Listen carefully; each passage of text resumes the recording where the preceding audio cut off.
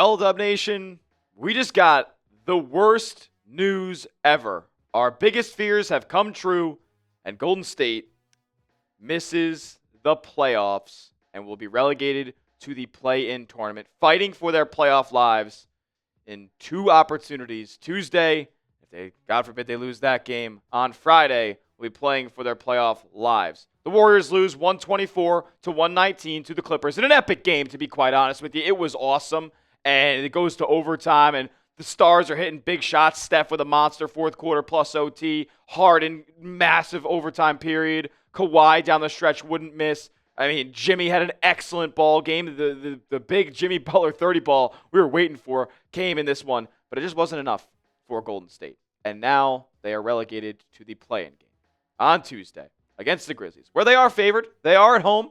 There's a good opportunity for Golden State to go out and win this game, but it's not going to be easy. It is not going to be easy at all because Golden State's lost 3 out of their last 5. They're not playing their best basketball like they were a few weeks ago.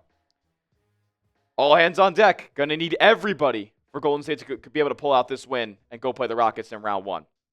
I don't want to play the OKC Thunder in round 1. Lose this game and then still even win out of the play-in and get that 8 seed. I don't want that. It's basically a death sentence. OKC's been as dominant as anybody all season long, and I don't want to play them in the first round.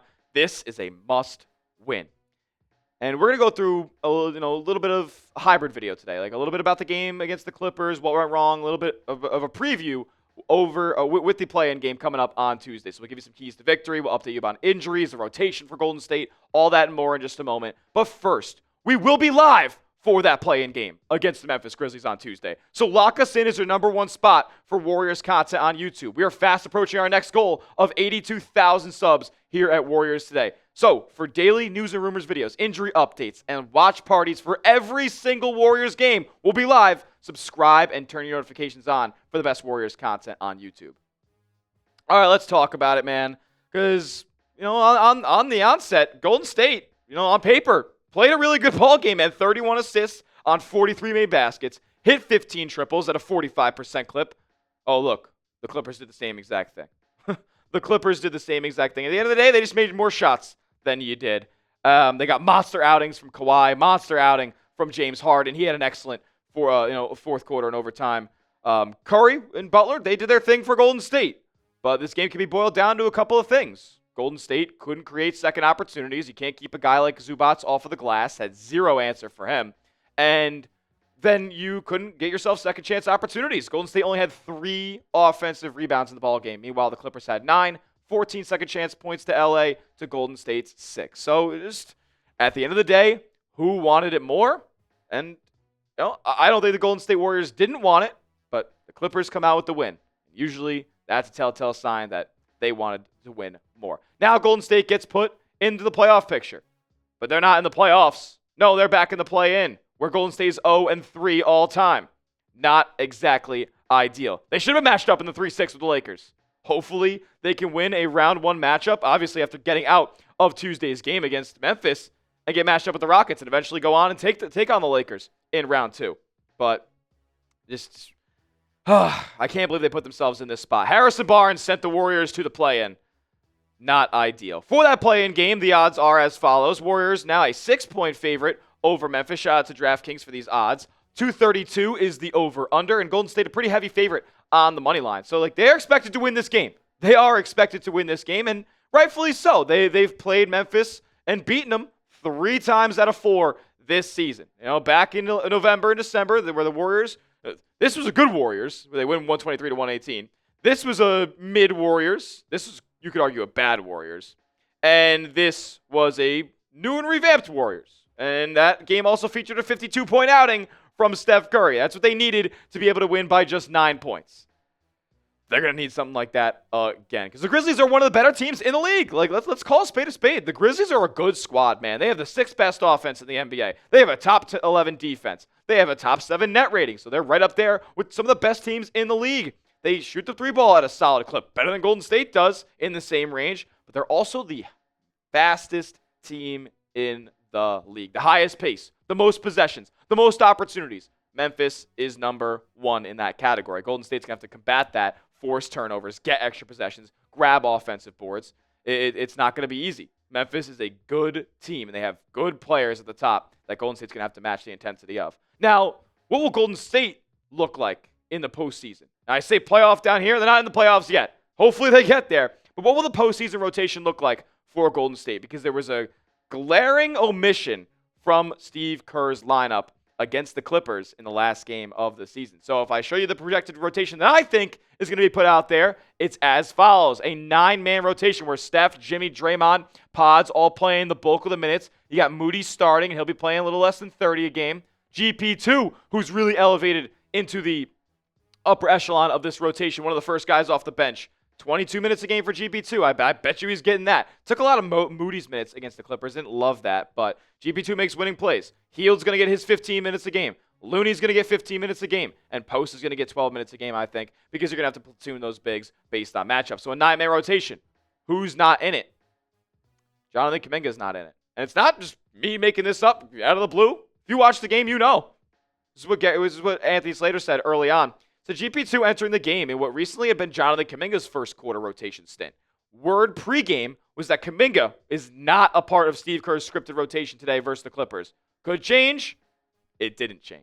It didn't change. Jonathan Kuminga, you are not a member of this Golden State Warriors rotation at this point. And who's to blame? You could argue it's the front office. You could argue it's Kuminga himself. Just has not been the season that we'd hoped from JK. Anthony Slater said this earlier in the week that kind of caught my eye. He said the stuff Kerr is talking about with the choppiness of the offense, the need to pass more. You know, he mentioned it the last few weeks. It seemed a little subliminal of Kuminga, I think, and we know Kerr, we know his ethos. There's stuff coming up that this team doesn't do in their current form. As Steve Kerr continues to talk about various lineup combinations, I don't think it's heading towards more Kuminga at this point. We'll see. Maybe a particular playoff matchup or a particular playoff deficit when they're down, maybe more of that. But the head coach doesn't sound like that's on the way right now. And listen, I can't lie to you. Golden State's offense is capped with Kuminga out there. He's a ball stopper. He does not move the ball effectively. He doesn't do enough positives on the basketball court to warrant him being in a do-or-die game. I mean, the most high-pressure situation of the season. Yeah, Golden State lost, but Steve Kerr decided not to play Kuminga no matter what time, no matter what the deficit was. Golden State wasn't even down all that much in this game. And Kuminga was nowhere to be found off of the bench. And he hasn't been great. He hasn't really been much of anywhere to be found off of the bench, since he's been playing, since his return, man. 6 of 35 from 3. No floor spacing ability. And, he does not really, he's been attacking the glass more lately, but it feels like a little bit too little too late for Kuminga. He's only played 1 minutes a game since returning from injury, 15 appearances. He's been incredibly inefficient from the field, whether it's in a mid-range, whether it's from 3, whether it's from the free throw line. It's just has not been good from Kuminga. You're going to need better if you want to be a part of an elite playoff rotation.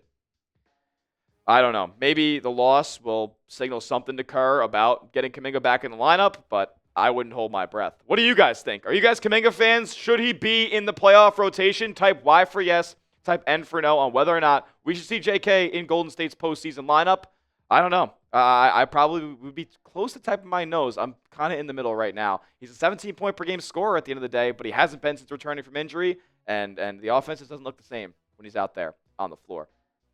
Next, we are going to give you our keys to victory against the Grizzlies. I got 4 major keys to victory that we need to see, and if all 4 happen, then I think Golden State's coming out with a win. First, though, I got to give a major shout-out to today's sponsor, and that's Prize Picks. Prize Picks is America's #1 daily fantasy sports platform because it's daily fantasy made easy. Here's how it works. All you guys got to do is pick a sport, pick multiple sports if you want. You can combine them in the same lineup, and just pick more or less on the player's projected stats, 2 to 6 to be exact, and you can up to 1,000 times your money on Prize Picks. They're always want to hook you guys up with incredible deals as well, like a free $50 in your account when you sign up using our promo code CLNS and place your first $5 entry. They also have Taco Tuesday, where they discount stat projections. Flex Friday, where if you lose your lineup, they give it back to you in promo funds. As for the lineup that I was going with in the Warriors and Clipper game, it didn't end up going the way that I wanted, but I had fun playing Prize Picks because it's so easy to play, and you can watch your favorite sports and win real money in real time. What else is there not to love? Kuminga didn't play, so that square ended up just being obsolete. Curry did have more than 19 field goals attempted. Bogdanovich couldn't get that third field goal to drop, and then GP2 had 9 exactly points, rebounds, assists. So flex lineup, I would have won. Take my picks, you can fade my picks. Make sure you go and do it at Prize Picks. Download the PrizePicks app today. Use the promo code CLNS for $50 instantly when you place your first $5 entry. You don't even have to win to receive the $50. It's guaranteed. PrizePicks. Run your game. All that information will be clickable down in the comment section and description of today's video. Gonna need 30. Gonna need 30. Last time out, you play the Grizzlies. You win by 9, and Steph had 52. He carried you on his back in that ball game. And you know what? Against the Clippers, he did his best. He did his best to try to claw Golden State back in that game. He was getting fouled. He was hitting big shots down the stretch. He was getting in the lane. Like, doing what he needed to do. Was a good Steph game. 36, 6 assists, 50% from the field, almost 60 from 3. He was awesome. Just wasn't enough. And you're going to need more. Like, you're going to need, especially when Golden State gets to the postseason, hopefully, they're going to need multiple 40-point games from Steph in the series if they want to win. That's the reality. They're going to need multiple 40-point outings. And I don't know, to win convincingly over the Grizzlies, they're going to need something like he put, a performance like he put on against the Grizzlies last time out, where he put up 52. He had nearly a 52-point triple-double that night. And then remember, Jokic went for a 60-point triple-double thereafter. It was crazy. 12 of 20 from 3. Like, I'm not asking for you to shoot 60% from deep, but you better be hitting over 40%. If Steph doesn't shoot, if Steph shoots less than 40% against the Grizzlies, I'm not feeling great about the outcome. So you're going to need more from him. And Steph knows. He knows the time is running out. This is do or die. I mean, I would have thought it was do or die today against the Clippers. And, to save yourself extra basketball to be played. But at the same time, he knows his career is on the back burner. It is closer to being finished than it was to being started. And he got to hit shots at the end of the day. He needs Steph to go nuclear in this ball game. And we know the Grizzlies, they're going to be out there hacking them. Next up, we need an aggressive and healthy Jimmy Butler. So Butler in this ball game, in the closing minutes, does bang knees with Kawhi Leonard. Now, we have not heard any of the severity of that injury, if it will limit him in the game on Tuesday. Is his status up in the air? We don't know any of that yet, but he did bang knees with Kawhi Leonard, and that's an injury in itself. He was limping on the court for the rest of the game. He ended up playing the minutes out, and he was fantastic tonight. 30 points, 9 assists. And this wasn't like his get to the free throw line 11 times. No, 20 field goal attempts. The most he's ever put up as a Warrior. This is a guy who has been a calm, non-aggressive scorer in his Warriors tenure so far. Before this game, he was only averaging 17 points a night. He was averaging 5 and 5, 6 and 6 rebounds and assists. He was giving you a steal and a half a game. He was giving you nearly 8 free throw attempts. He was playing in a different way for Golden State. And he was awesome against the Clippers today. You're going to need more like this. You're going to need more games where he's shooting closer to 20 field goals than he is shooting 10 field goals. He's been awesome as a Warrior so far. And if Golden State wants to win games consecutively this postseason, yeah, they're going to need a little bit of better production than this. And I know this is good production. This is solid. I like it. But they're going to need better. They're just going to need better at the end of the day. I mean, he's a player who rises in the biggest moments. He's been shooting the ball a little bit better lately. He's hit 8 of his last 14 threes before the Clipper game, of course. I ended up rolling this stat out earlier, but he's been a better jump shooter as of late. He's becoming more confident. He's becoming more aggressive, and that's what we're going to need, because when he turns the page to the postseason, this is when we get the best version of Jimmy Butler. Now, disregard the Warriors jerseys. He was playing with the Heat. But since 2019, he has completely elevated his game. He has been a more aggressive rebounder. He has been a better jump shooter of the basketball. He has taken more jump shots. He's averaged more points overall. He's taken the Miami Heat to the damn NBA Finals twice, carrying the roster. And I need him to kind of carry a little bit as well, especially in those non-Steph minutes where the Warriors were okay tonight, but they're going to need to be better. He's only attempted more than 15 field goals 4 times in 30 games now. So there was 3 and 29 before, put up 20 field goals against the Clippers. And he hasn't been as super aggressive trying to get to the basket or trying to hunt for jump shots and mismatches and his opportunities to score. He's only done it 4 times now. We're going to need to see that probably more often than not if Golden State wants to get out of these playoff series and get out of the play-in in general. They're also going to need, I guess it was self-explanatory that I said that the 2 best players on the team need to show up. But everybody else needs to show up as well. We need more help on the margins for Golden State. We need the young talent, the people who are getting opportunities to step up and play. And Pods has been doing that, man. Brandin Podziemski has been doing that. Past 20 games, ever since he came back from that abdominal injury, he has been lights out. Another 50% game from three-point range for Pods. Moses Moody needs to be better as well. Like, Moses Moody needs to step up and hit shots. And Pods needs to continue to hit threes at a high clip. He needs to continue being fearless as a scorer. Moody needs to continue doing what he's doing on defense. He had a couple of awesome steals, and the 4 points that he had were on breakaway like layups and dunks. But this isn't gonna do it for me. This isn't gonna do it for me. And this hasn't been the player that Moody has been as a starter this season. As starters, Pods and Moody's numbers have increased dramatically. Both of them over 3 points added each game that they started versus not. Like, the 3-point percentage really jumps off the page here for both of them, nearly shooting 40%, both Pods and Moody as starters. So, like, listen, Brandin Podziemski, keep hitting the open looks that you get. Keep driving to the rim. Keep, finishing through contact. Keep attacking the offensive glass. Moody, hit your open looks, man. You get so many wide open 3-point attempts. I don't know how to make him hit them. He's got to, though. And he's got to clamp up because he's going to be getting the best opposing guard as a defensive assignment in the starting lineup. Also going to need winning plays from GP, too. Like, he took a lot of Moody's minutes on Sunday against the Clips. Going to need more from him. Are we going to get anything from Guy Santos? Is he going to be in the lineup at all? That's a big question that we have. I mean, he didn't play against the Clippers. Is he going to play over Kuminga? I don't know. Hasn't really been the case lately. I think a lot of these minutes should go to Guy Santos, especially when they're going to run a zone against the Clippers, and they're going to need players who are going to go dive for 50-50 balls and go get more possessions for Golden State. Guy's been doing that lately. I want to see him get in the rotation a little bit, but you can't keep tinkering and tweaking around in the postseason. You gotta have something solidified, and I don't know if Guy Santos is a part of that at this point. Last key to victory. Because obviously you got to limit turnovers, you got to crash the glass, you got to box out, you got to do your best to limit Ja. That's why I didn't even put that on here, because you're not going to limit Ja. But get Jaren Jackson Jr. in a little bit of foul trouble, how about? Because he absolutely annihilates you when he's been playing. Over the last 8 games that he's played against the Warriors, he's an all-NBA player. 25, 6, and 3. Stocks, he's averaging a block and a half and a steal and a half each time against Golden State. Now he isn't shooting the ball particularly well from long range, but that's an inconsistent part of his game. He's dominated Golden State inside. Like, he's just gotten anything that he wants. And he, remember, did foul out last time against Golden State in that April 1st matchup. He has been somebody that they have not really been able to stop too much. But they got him out of that game early, and they put themselves in position to kind of build a lead with Jaren Jackson off of the floor. Remember in that second quarter, he fouled out. Or no, he didn't foul out in the second quarter. But in that second quarter, he was largely absent for the entire time. And Golden State went on a big run, and that's what kind of helped them, get over the edge and win that game. So they're in a position where if they can get him to foul trouble early and see as little of him on the floor as humanly possible, then I think they can win this game comfortably. But I don't think it's going to be an easy game whatsoever. Golden State has to get the best from their best players, from their players around the margins like Moody and Pods. I mean, you got to limit Edey inside, and Golden State doesn't have much of a matchup for him. And Draymond's got to play elite defense.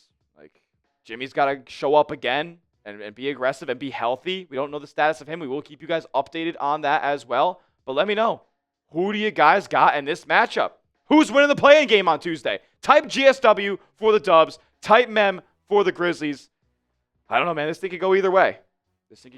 Who do you got? Let me know down below. I got the Warriors winning. By 9.